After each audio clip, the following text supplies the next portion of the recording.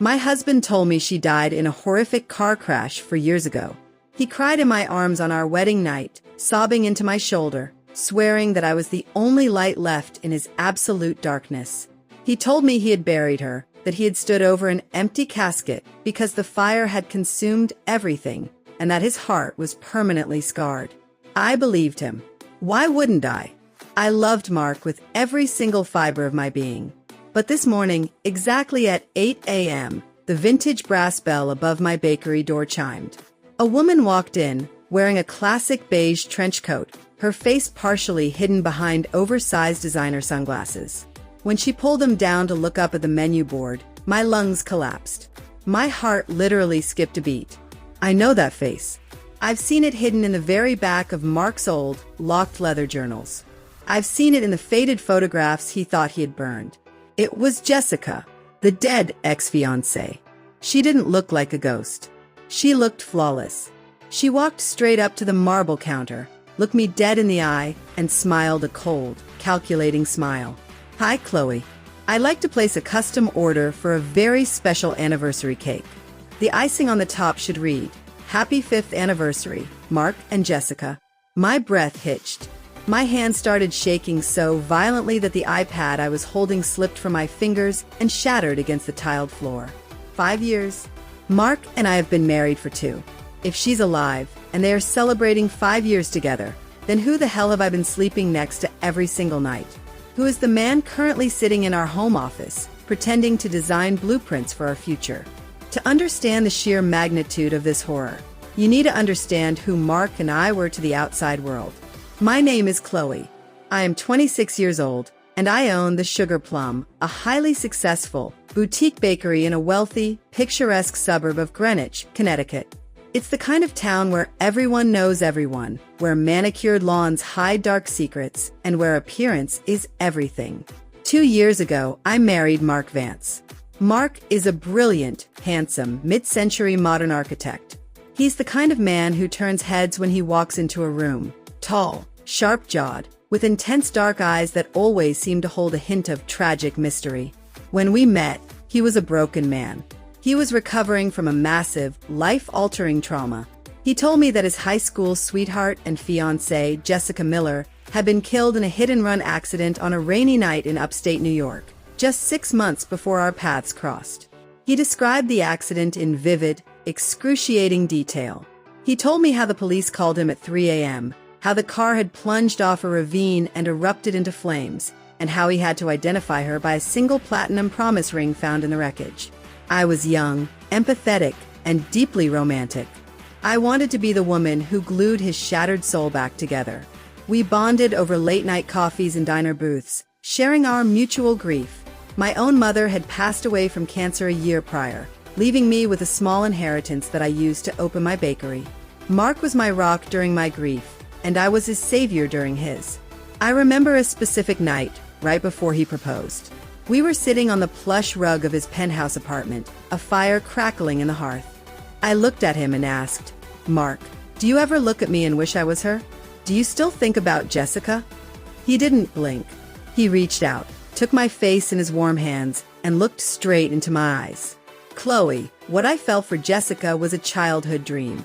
What I feel for you is my reality. She is gone. The past is dead.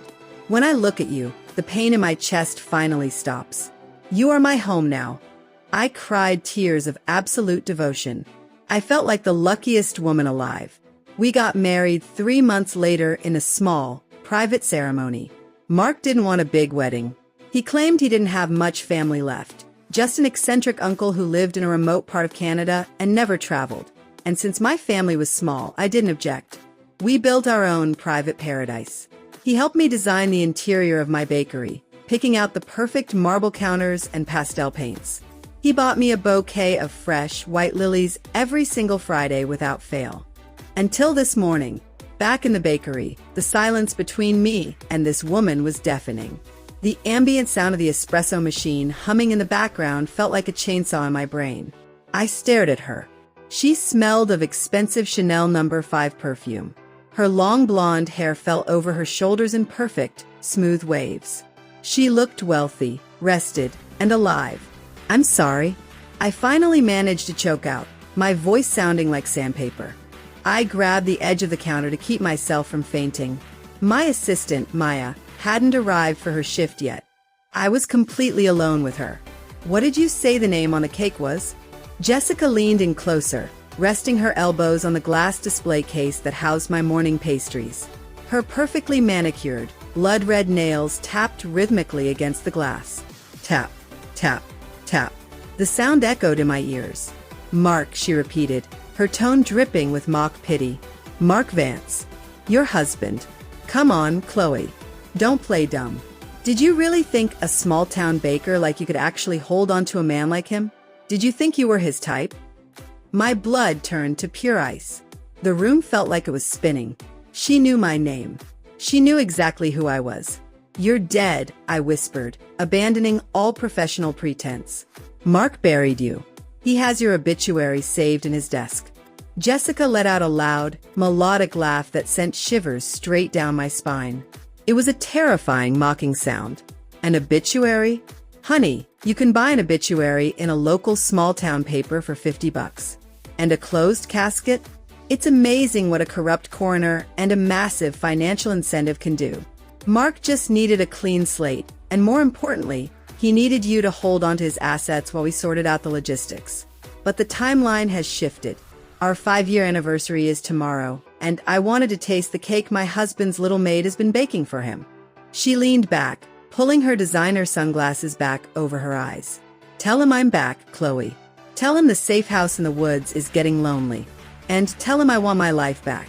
Jessica turned on her heel and walked out of the bakery, the brass bell chiming merrily behind her as if my entire world hadn't just exploded into a million pieces. The moment the door closed, my legs gave out. I collapsed onto the floor behind a counter, burying my face in my hands. My mind was racing at 1,000,000 miles an hour, putting together pieces of a puzzle I didn't even know I was playing. What did she mean by holding his assets? What logistics? What safe house? I pulled my phone out of my apron pocket.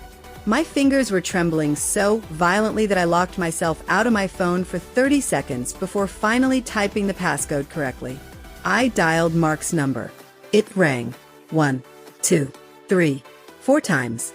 Then his smooth, deep voicemail played. Hi, you've reached Mark Vance. Please leave a message and I'll get back to you as soon as possible.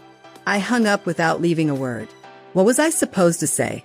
Hey honey, just calling to let you know your dead fiancé just dropped by the Sugar Plum to order a 5th anniversary cake for the two of you. Give me a call back. No. If this was as deep as it felt, calling him would alert him. If he knew I knew, he would vanish. I stood up, wiped a stray tear from my cheek, and turned around. I locked the front door of the bakery, flipped the sign to closed, and left a note on the glass for Maya telling her that a family emergency had come up and to take the day off with full pay. I got into my SUV and drove straight toward our home. It was a beautiful, custom mid-century modern house nestled on a private 2-acre lot surrounded by dense trees, designed entirely by Mark. As I drove, a memory hit me like a physical punch to the gut.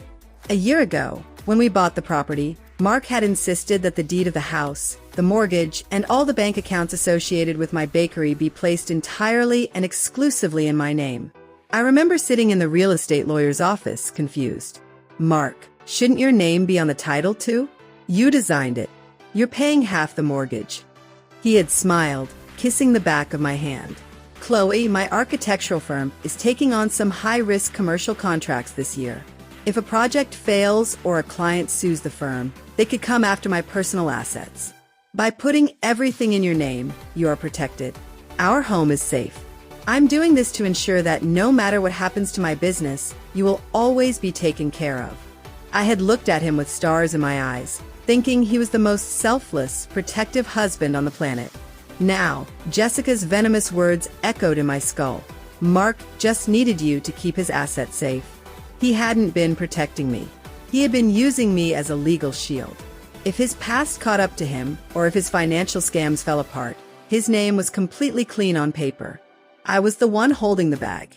I was the one who would go to prison.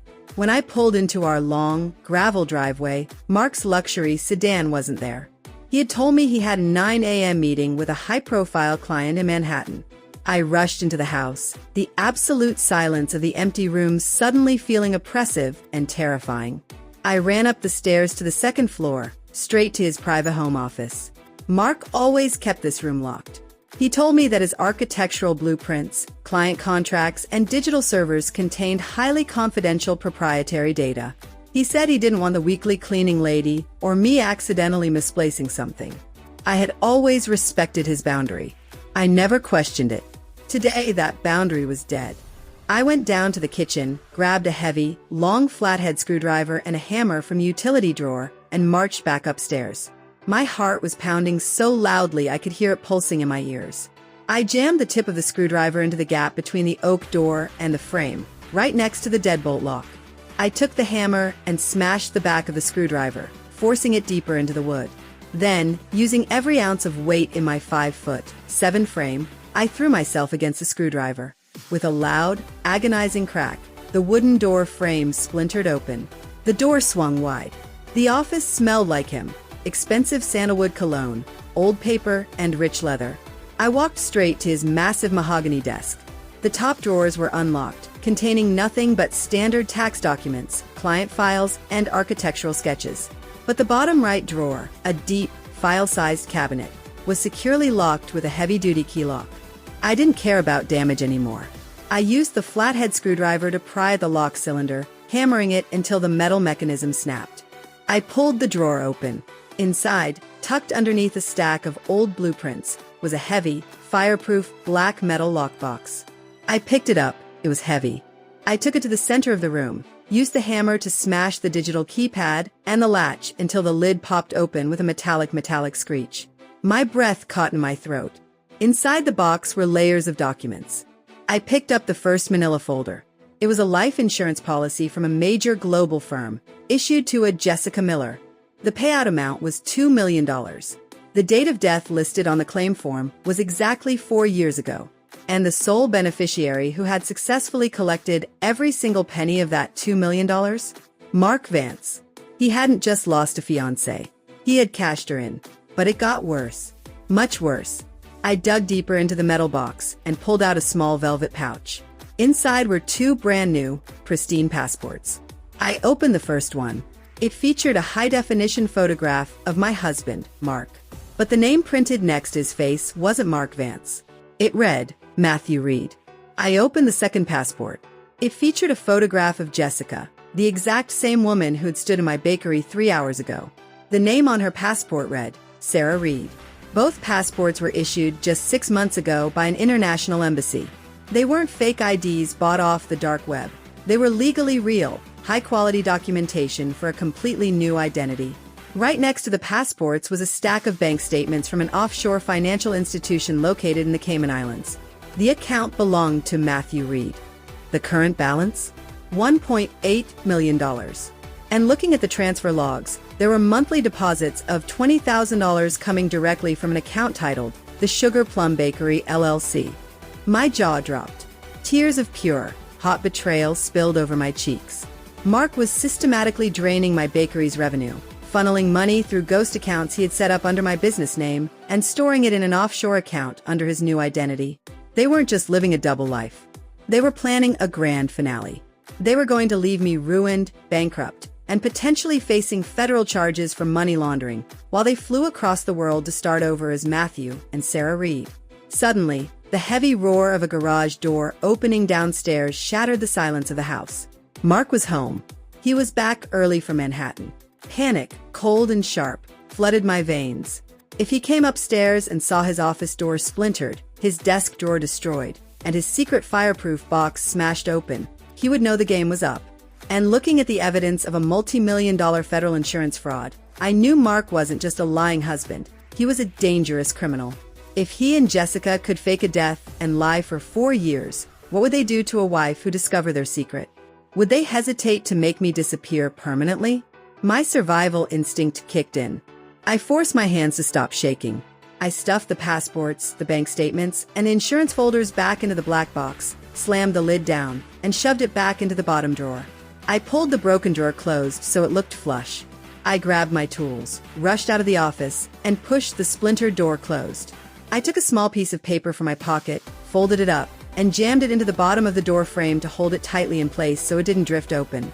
I ran down the hallway to our master bedroom, ripped off my bakery apron, kicked off my shoes, and climbed into bed. I pulled the heavy duvet up to my chin. I squeezed my eyes shut and forced my breathing to become slow, deep, and rhythmic. I needed to look like I had been asleep for hours. A minute later, I heard his heavy, familiar footsteps coming up the hardwood stairs. The bedroom door creaked open softly. "Chloe? Sweetheart." Mark's voice was a low, gentle whisper, filled with the exact same warmth that I had fallen in love with. He walked into the room, his footsteps muffled by the plush carpet. He sat down on the edge of the mattress. The bed dipped under his weight. He reached out and placed a cool, gentle hand against my forehead. "Maya called my cell," he murmured, his thumb softly brushing against my temple. "She said you closed the shop early because you were terribly ill. Are you okay, honey? You're burning up."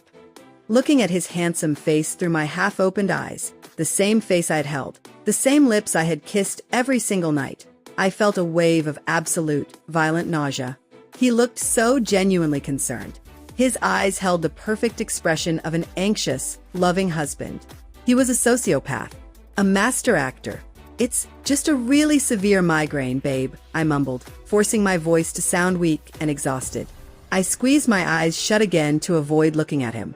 The fluorescent lights in the bakery kitchen were blinding me. "I just need to sleep in the dark." "Oh, my poor girl," he said, leaning down to press a soft kiss against my cheek. His lips felt like ice against my skin. "You work yourself to death for that shop. I'm going to go downstairs, make you some herbal tea, and bring up some aspirin, okay? Just stay under the covers." "Thank you, Mark," I whispered. As he turned around to walk out of the bedroom, the sunlight from the window caught the white cuff of his dress shirt. My eyes locked onto it. There was a tiny, faint smudge of bright pink makeup on his sleeve. It wasn't my color. I never wear pink lipstick. I only use clear lip balm.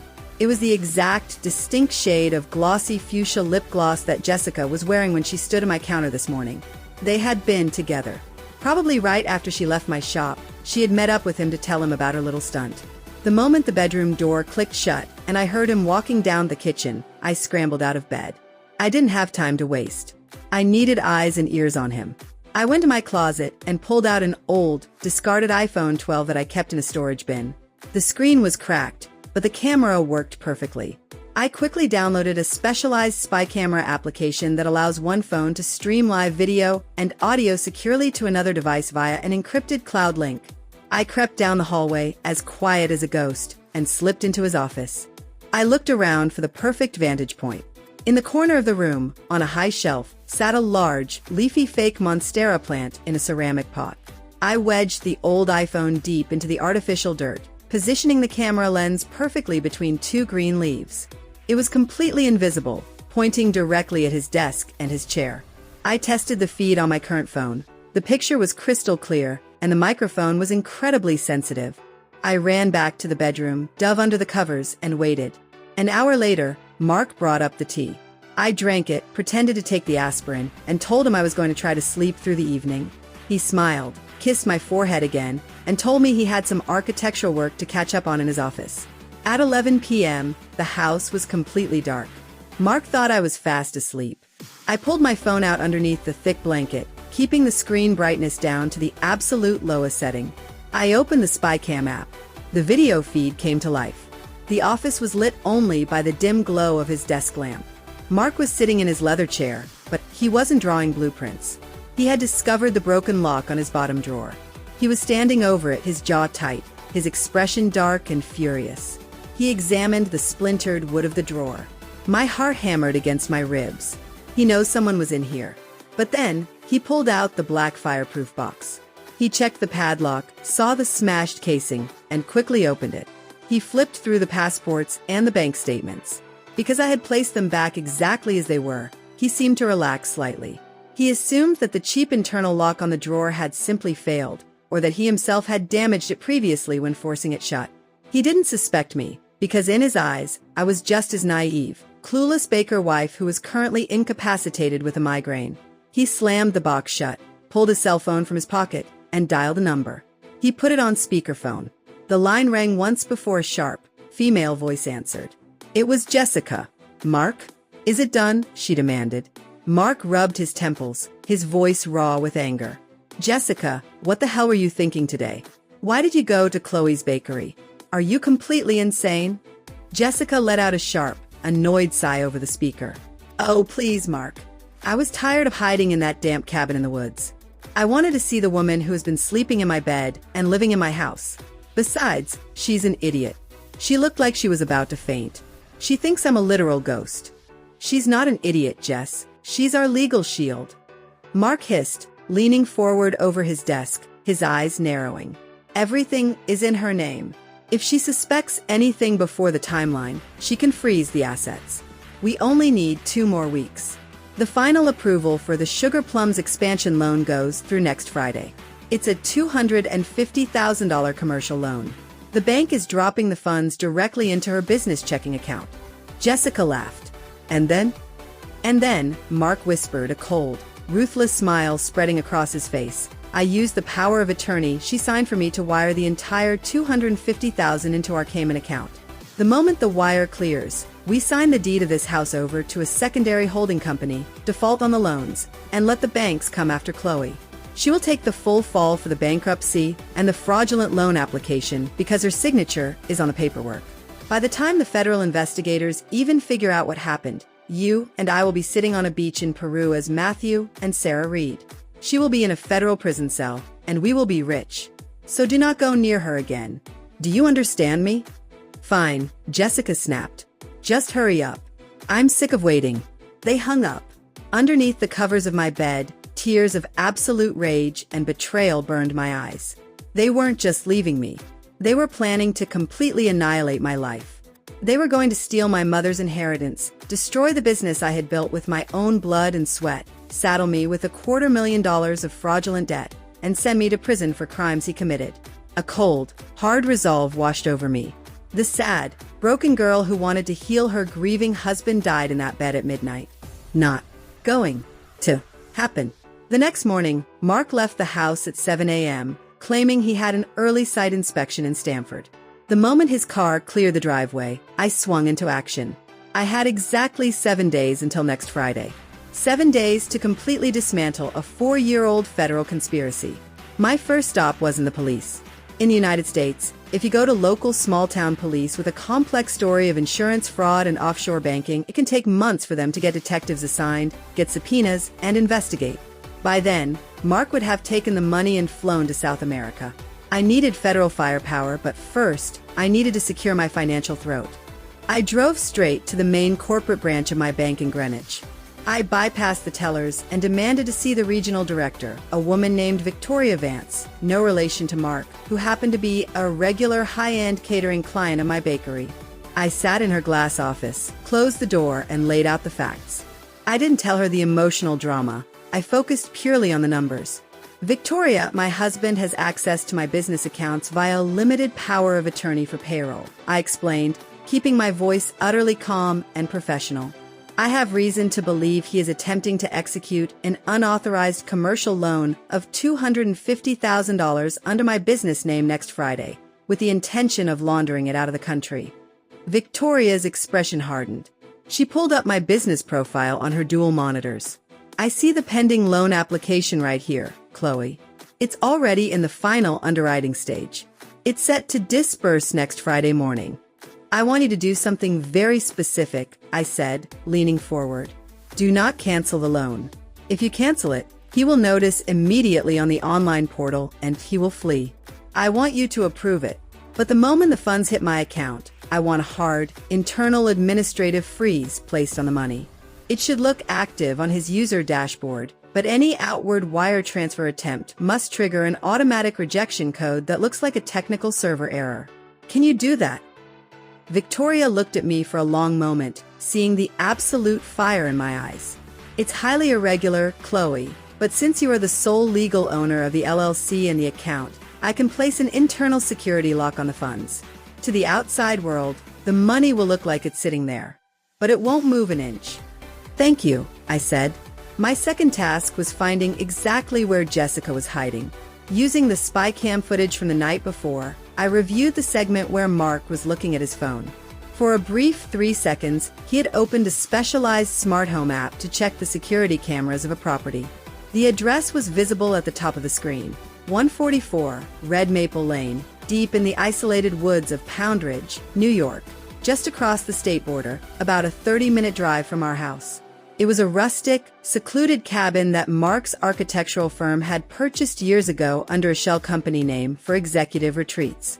On Thursday night, the evening before the final execution of their plan, I sat in our living room, watching Mark read a magazine on the couch. He looked so relaxed, completely unaware that the noose was tightening around his neck. I pulled out a burner phone I had purchased with cash at a local grocery store 3 days ago. I had set up a Google Voice number. At exactly 8 p.m., I sent a text message to Mark's personal cell phone from the burner number. The message read, "Mark, this is Jessica. Chloe found the passports in your office. She knows everything. She just left the house with a kitchen knife, and she's driving straight to the Poundridge cabin right now to kill me. She's completely out of her mind. Get here right now, before she calls the cops." I watched Mark's face in real time.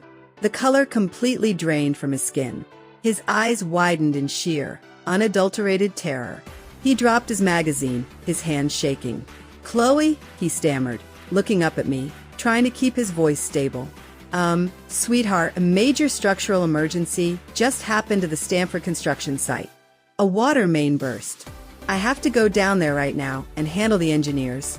I might be gone for a few hours." "Oh no, that's terrible, babe," I said, looking up from my laptop with a sweet, supportive smile. "Go handle your business. I'll be right here waiting for you." He rushed out of the house, grabbing his coat, slamming the front door behind him.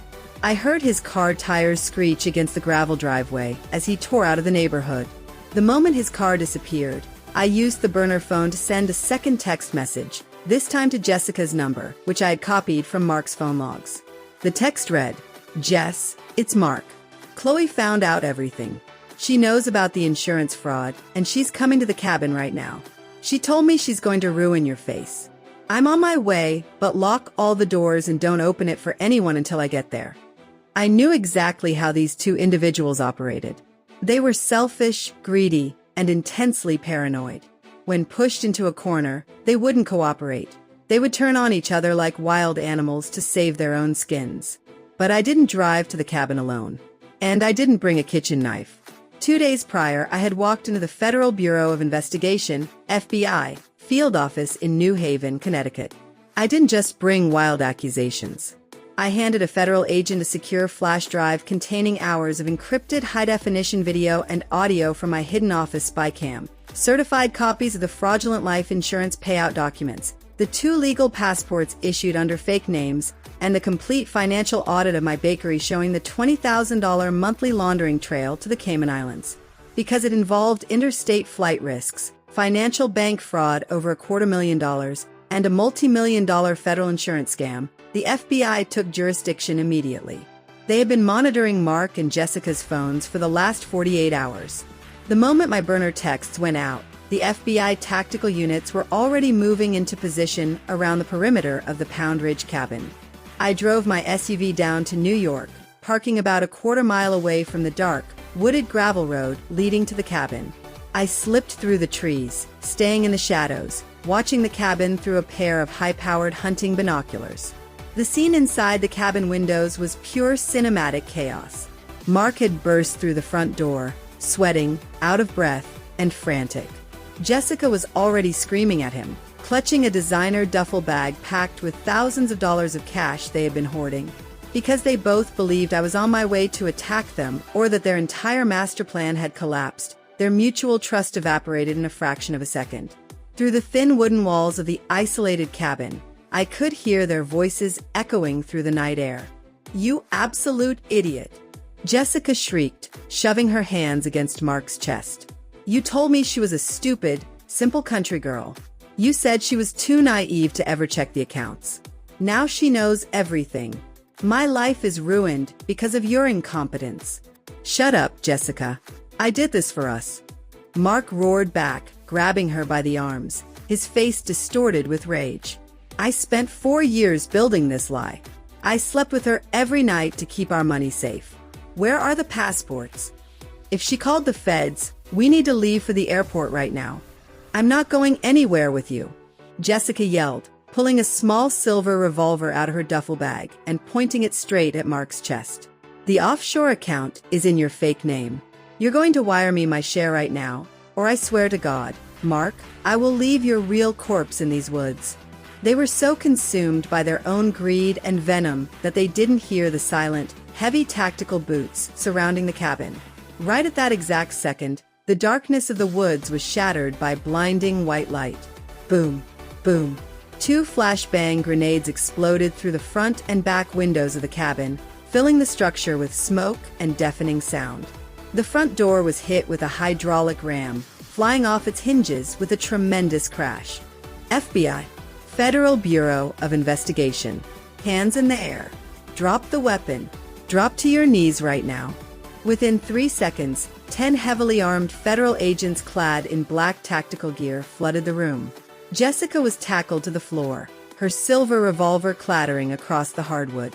Mark was slammed face first against his mahogany dining table, his arms twisted behind his back as the heavy steel handcuffs clicked loudly around his wrists. The entire operation took less than 2 minutes. As the agents began dragging the 2 of them out of the smoke-filled cabin into the gravel driveway, I stepped out from the shadows of the pine trees. The rhythmic, flashing red and blue strobe lights of the unmarked police cruisers cut through the dark forest, illuminating the entire scene.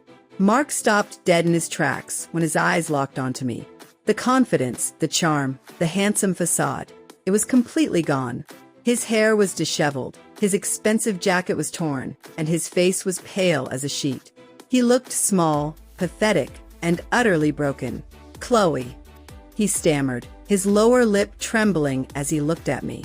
He tried to take a step forward, but an FBI agent firmly held him back. "Chloe, please. Thank God you're okay. You don't understand. Jessica, she's alive. She blackmailed me. She forced me to do all of this. She threatened to kill me if I didn't help her launder the insurance money. I love you, Chloe. Everything I did was to keep you safe from her." From behind him, Jessica spit onto the gravel, her eyes wild with hatred. "You lying piece of trash. It was your idea from the very beginning. You're the one who found the corrupt coroner." I walked slowly down the gravel driveway, stopping just 3 feet away from my husband. I didn't shed a single tear. I didn't scream.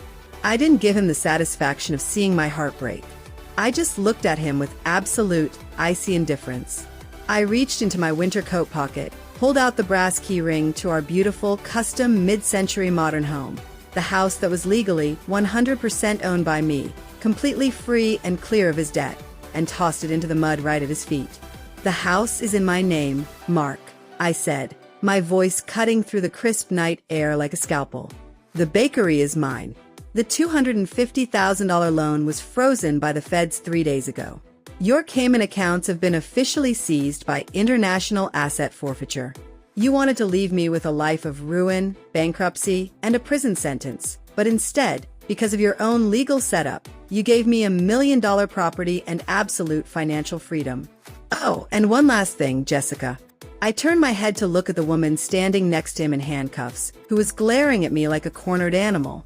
"Your 5-year anniversary cake order? It's officially canceled.